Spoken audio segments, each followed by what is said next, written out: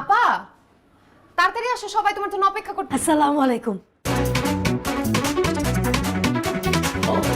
তুই madam, sir, ভাইজান। তুমি ওনাদের ম্যাডাম স্যার বলতেছো কেন? তুমি কি তাদের আগে থেকে চিনো? চিনবো না কেন? আমি তো ওনাদের বাসায় কাজ করি। শহরের বিখ্যাত বিজনেসম্যান বাসার সাহেব। ওনারা দুজন তার ছেলে, আর উনি হচ্ছে ম্যাডাম। তুমি আমার সাথে মিথ্যে কথা বলছো, অভিনয় করছো। আজ আর তোমাকে মিথ্যে বলবো না রিয়া, আমরা সত্যিই বড় লোক। আমি এতদিন যা করেছি সব তোমাকে পাওয়ার জন্য করেছি। আমি সত্যিই তোমাকে অনেক ভালোবাসি রিয়া। মিথ্যাবাদী, প্রতারক, ভণ্ড।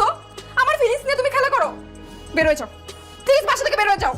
মানুষ তো চায় তার টাকা পয়সা হোক, সে ধনী হোক, ধন দৌলত হোক। তুমি তো ওইসব কিছুই চাও না দেখি। আমার বাবা অনেক বড় লোক ছিল, টাকা পয়সার কোনো অভাব ছিল না। একজন আরেকজনের ভালোবেসে বিয়ে করছিল। আমার মা তো তার জীবনের চাইতে আমার বাবাকে বেশি ভালোবাসত। সে শুধু ভালোবাসতো তার টাকাকে। সে আমার মাকে, আমাদেরকে ঠিকমতো সময় দিত না। একদিন বাবা হঠাৎ অন্য একজনকে বিয়ে করে আমাদের সবাইকে ছেড়ে চলে যায়। কিছুদিন পরে স্ট্রোক করে আমাদের চোখের সামনে মরে গেছে। এরপর থেকে তারা শুধু ভালোবাসে তাদের টাকাকে।